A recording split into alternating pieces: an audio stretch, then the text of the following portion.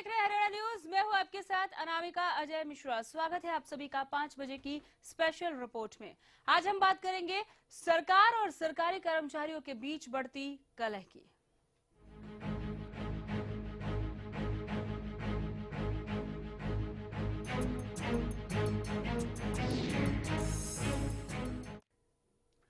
प्रदर्शन पर रोक के फैसले पर एक ओर जहां सरकार अड़ी है तो दूसरी ओर कर्मचारी भी पीछे हटने को बिल्कुल तैयार नहीं। इन कर्मचारियों ने अब सरकार पर तानाशाह रवैया अपनाने का आरोप लगाया, साथ ही बड़ा आंदोलन करने की चेतावनी तक दी। फैसले पर अड़ी सरकार तो कर्मचारियों का भी कड़ा विरोध। प्रदर्शन पर बैन को लेकर सरकार से खफा सरकारी कर्मचारी, काम की जगह अब तकरार की तैयारी। अधिकार छीनने पर बवाल की तैयारी। सरकार अपना रही कानूनी हथकंडे तो लोकतंत्र को हथियार बनाकर डटे कर्मचारी। अधिकारों का किस्सा अब अहम बनकर फूट रहा। अब तक सुलग रही चिंगारी अब आग बनकर फूट रही। खुद को कर्मचारियों का मसीहा बताने वाली सरकार कर्मचारियों के प्रदर्शन को बता रही गलत। सीएम खट्टर ने कहा कि हर दिन प्रदर्शन करना ठीक नहीं, कर्मचारियों की एक तरफा बात नहीं चलेगी। हमको कर्मचारियों से भी बात करनी है ना। कर्मचारी वन साइडेड अपनी अपनी बात कहते रहेंगे, हमारी बात नहीं सुनेंगे, ऐसा थोड़ी है। कर्मचारियों को उनकी बात भी हमको सुननी है, उनकी कठिनाइयां तकलीफ हमको ध्यान में है। लेकिन कर्मचारियों से हमारी अपेक्षा क्या है, ये जब बैठेंगे टेबल पर तो बात होगी। ये हर दिन कोई भी मानो प्रोटेस्ट करना, हर दिन प्रदर्शन करना, हर दिन वन साइडेड अपनी बातें कहना, ये एक मीडिया के प्रति जो एक मोह होता है, चाहे वो विपक्ष का हो चाहे कर्मचारी होगा, उसको ठीक नहीं, अच्छा नहीं। अपने फैसले पर प्रतिबद्ध सरकार तो कर्मचारी भी पीछे हटने को तैयार नहीं। कर्मचारी महासंघ ने सरकार पर लगाया विरोधी होने का आरोप। कर्मचारी सरकार पर छोड़ रहे अधिकार हनन के तीर। हड़ताल पर रोक लगाने को बता रहे तानाशाह रवैया। जो भी इसके आदेश आते हैं, आए हैं अब तक, वो पूर्ण रूप से जन विरोधी, कर्मचारी और मजदूर विरोधी। कल के जहाँ तक एम्प्लॉय के बारे में इन्होंने धरना प्रदर्शन और हड़ताल पर रोक लगाने की बात कही है। एक लोकतांत्रिक देश है, लोकतांत्रिक प्रदेश है, इस प्रकार दमन की नीति अपनाने से आंदोलन रुक जाएंगे क्या? धरना और प्रदर्शन किसी भी सरकार के लिए नए नहीं है। ये कहना गलत नहीं होगा कि धरने और प्रदर्शन की वजह से कई सरकारें बनी और बिगड़ी हैं। लोकतंत्र में सभी को अपनी आवाज उठाने का अधिकार है। ऐसे में कर्मचारी विरोध पर डटे हैं तो सरकार भी पीछे हटने को तैयार नहीं। बहरहाल अब देखना ये होगा कि मैदान जंग में अब क्या तस्वीर सामने आती है। Bureau report, Haryana news.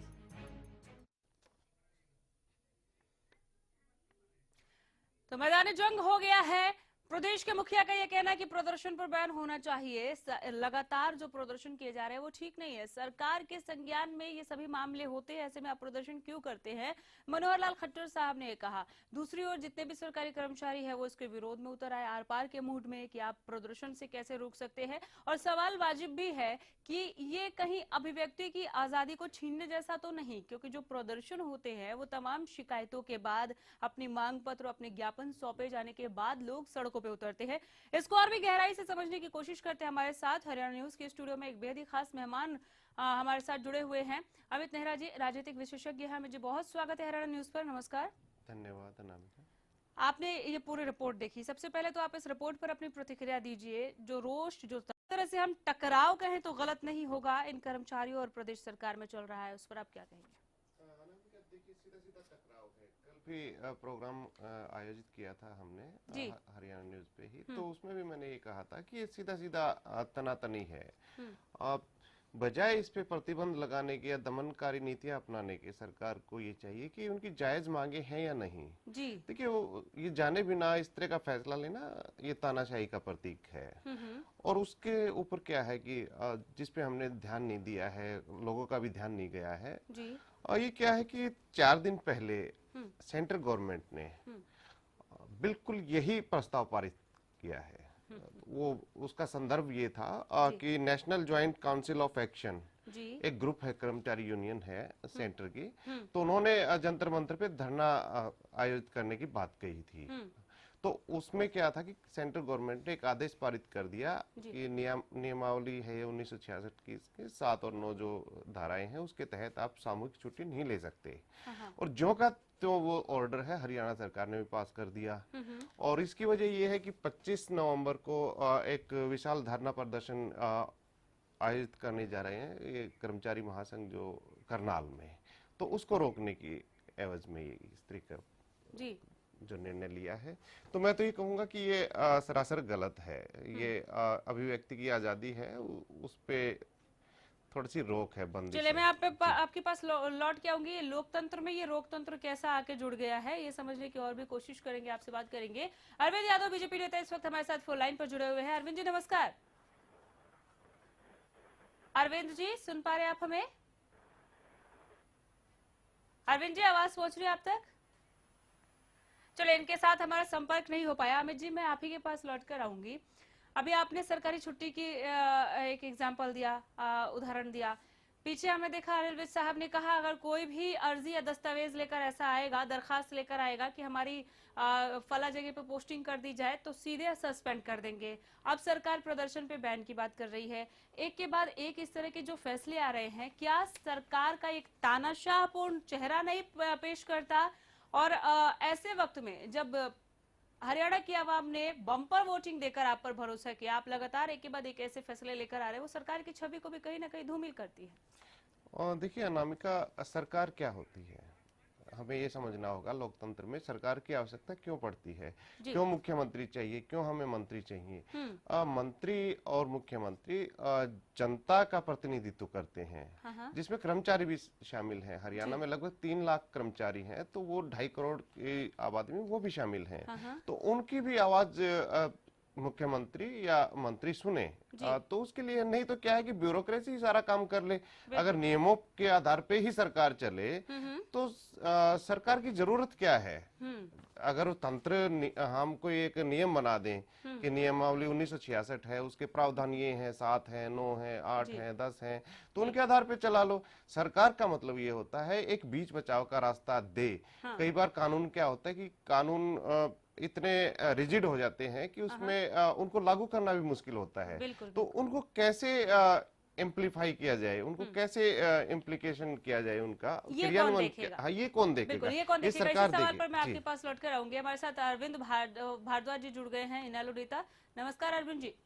नमस्कार जी, बहुत स्वागत है हरियाणा न्यूज पर एक बार फिर से आपका। जी जी जी। अरविंद जी, सरकार की ओर से प्रदर्शन पर बैन की बात सामने आई है, कर्मचारी बेहद नाराज है। सरकार के इस फैसले पर इनेलो की प्रतिक्रिया?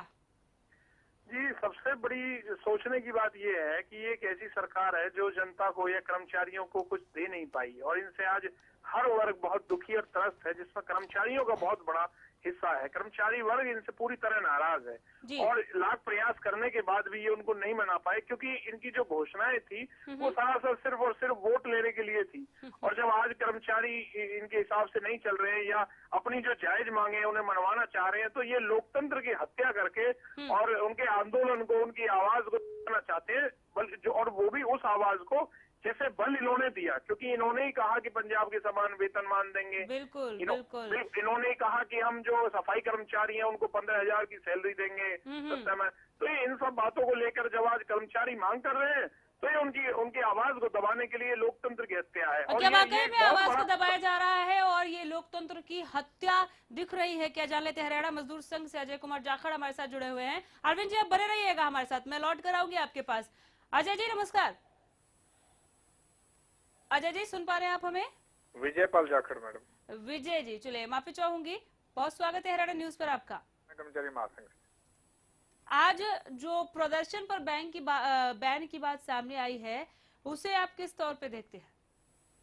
देखो, नियमावली कर्मचारियों के लिए पहले भी बनी हुई थी, और नियमावली को लागू करवाने के लिए और प्रशासनिक तौर पर सरकार का उस पर कंट्रोल होता है। ठीक है, लेकिन इस प्रकार के जो कल की जो घटना घटी है, इससे ऐसा महसूस होता है कि सरकार कहीं न कहीं बुखलाहट में है। क्योंकि जब सरकार ने सत्ता में आने से पहले यही जो हमारे शिक्षा मंत्री थे, ये उस समय अध्यक्ष होते थे जी। ये लोग और विद साहब और अन्य नेता जो बीजेपी के थे, वो सभी जो है हरियाणा कर्मचारी महासंघ के प्रतिनिधित्व से मिले थे। ठीक है, हमारे से बाकायदा जो है इन्होंने मांग पत्र लिया था और उसी के अनुसार जो है मांगे इन्होंने अपने घोषणा पत्र में डाली, जिसमें कच्चे कर्मचारियों को पक्का करने की बात है, ठेकेदारी प्रथा को खत्म करने की बात है, फ्रेंचाइजी को खत्म करने की बात है, प्राइवेट बसों को ना लाने की बात है, सरकारी बसें शामिल करने की बात है, बिजली बोर्ड में जो ठेका है उसको खत्म करने की बात है, बेरोजगार युवकों को रोजगार देने की बात है। हाँ। इन बातों पर हमारा समझौता हुआ था।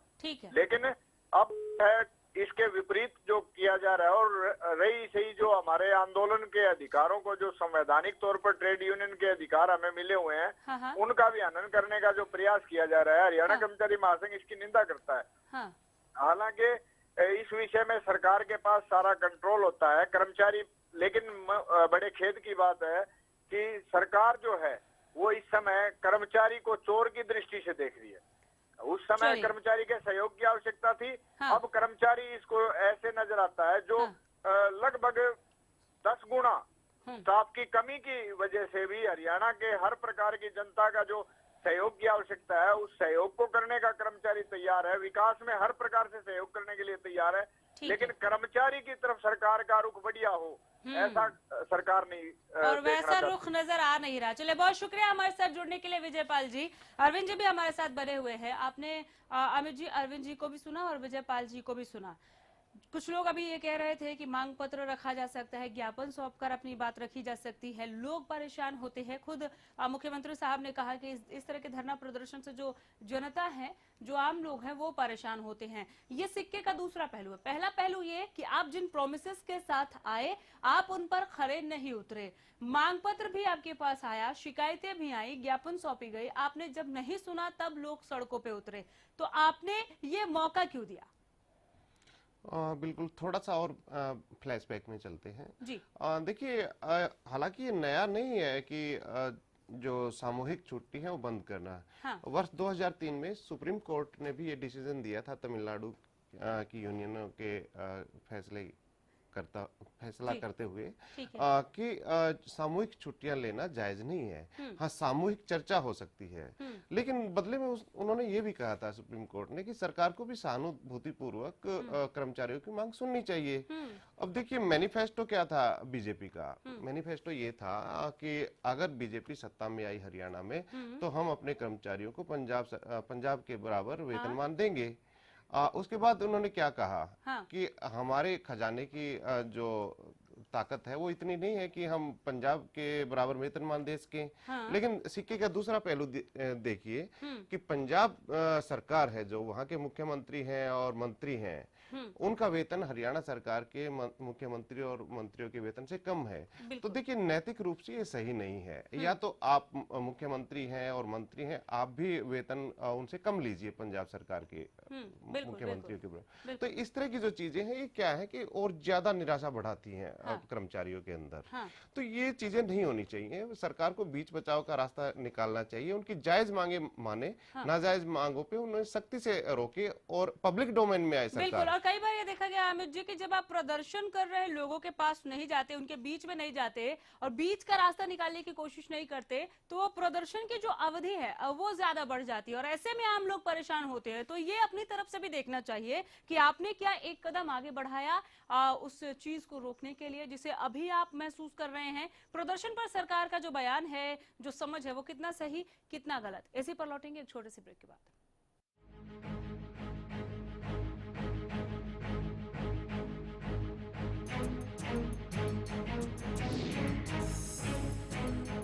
चल, मैं निकल रहा हूँ। ओके। और ये तेरे लिए। ये किस खुशी में? एक तो आज तेरा मैच है और अरोरा अंकल के घर में भी तो। बाय। आपकी जरूरतों को वही समझते हैं जिनके लिए स्पेशल हैं आप। जैसे dish TV only for you.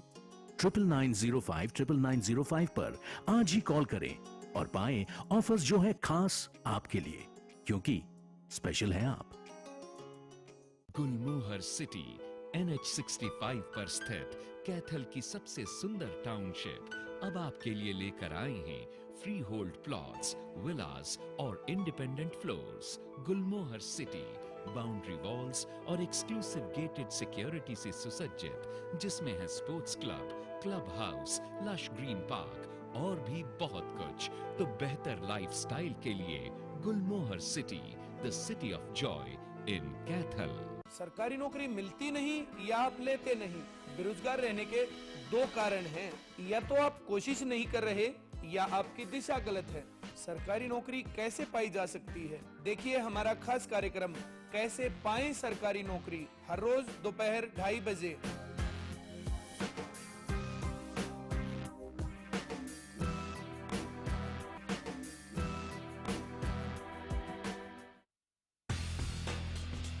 हम इस वक्त हैं अजीत स्टेडियम में। गुड़गांव का ये अजीत स्टेडियम जूडो के लिए खासा पहचाना जाता है। महेंद्र सिंह यहाँ पर कोच हैं। यहाँ की अचीवमेंट्स क्या रही हैं, बच्चों ने कितने मेडल्स यहाँ जीते हैं।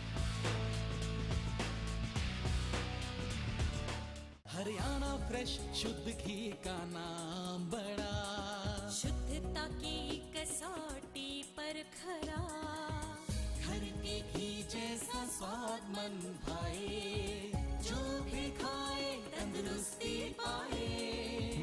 हरियाणा फ्रेश एगमार्क शुद्ध घी, स्वाद घर के घी जैसा। हरियाणा फ्रेश शुद्ध घी। क्या हुआ है तुम्हें? जड़ों पर जमी फफूंदी की वजह से हमारी पोषण सोखने की क्षमता कम हो रही है। लेकिन इसका उपाय क्या है? इसका उपाय है साफिलाइजर। इसे फसल में डालने से जड़ों पर जमी फफूंदी की परत हट जाती है और फसल की पैदावार बढ़ती है। साफिलाइजर। ट्रांसपोर्ट पर हम ज्यादा इसलिए तरजीह देते हैं क्योंकि वो बहुत जरूरी है। पूर्व की सरकार में नई बसें खरीदी गई, लेकिन ड्राइवर भर्ती नहीं किए, जिससे हरियाणा प्रदेश की रोडवेज को करोड़ों रुपए का घाटा हुआ। टेक्निकल स्टाफ का एक भी कर्मचारी भर्ती नहीं किया। ट्रांसपोर्ट का महकमा है वो आपको दे दिया गया रामविलास शर्मा से लेकर, तो उन्होंने कहा मेरा तो कोई और विभाग भी खरीदना चाहे तो खरीद सकता है। ये क्या था? ये खटास थी या क्या था? ये माननीय मुख्यमंत्री के अधिकार की बात है, कौन सा विभाग किसको दें। विपक्ष को कहाँ देखेंगे आप मौजूदा राजनीति में? नहीं, विपक्ष है कहाँ? इनेलो भी विपक्ष नहीं है और कांग्रेस विपक्ष कहाँ है? विपक्ष आज केवल बयानबाजी पर अपना टाइम पास कर रहे हैं।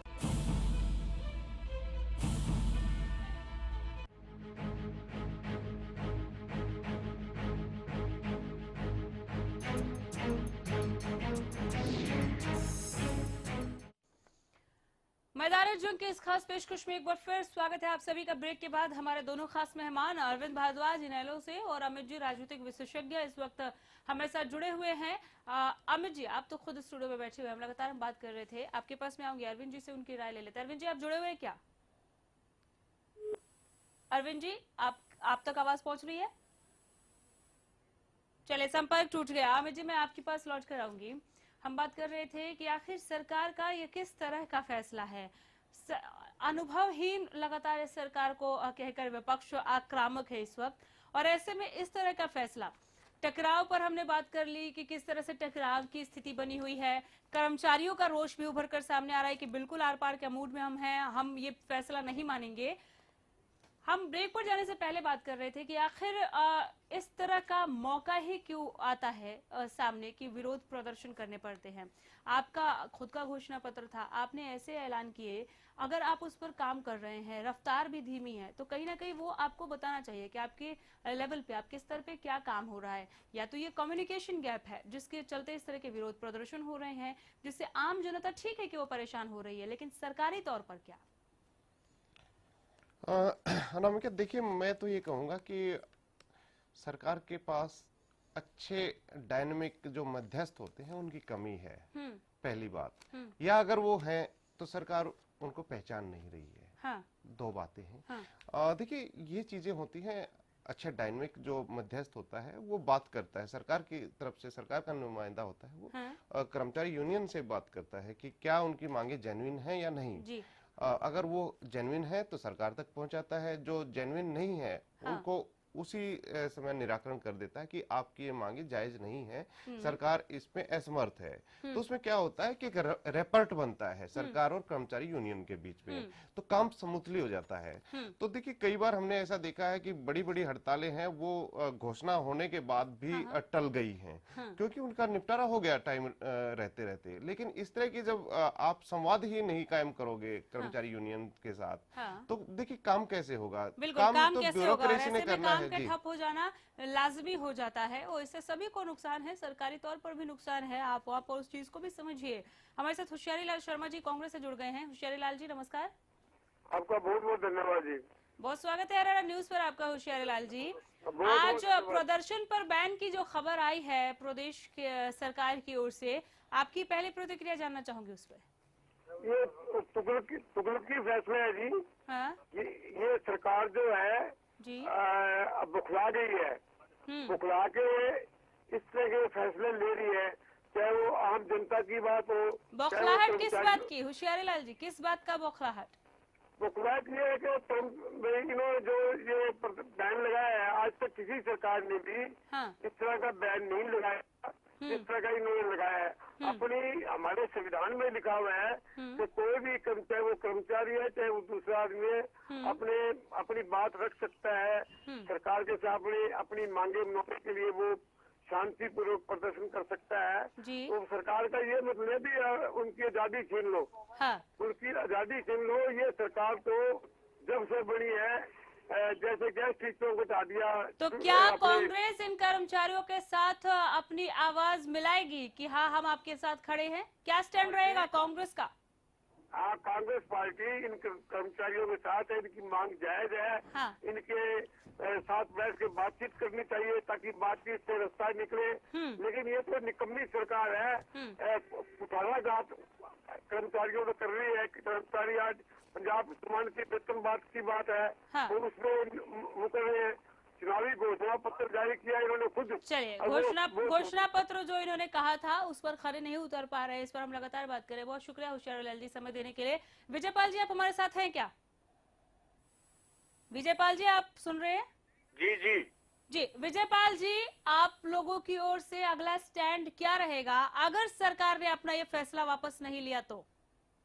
देखिए ऐसा है कि संगठन का जो धर्म है वो ये है विचार विमर्श के अनुसार चलता है। ठीक है।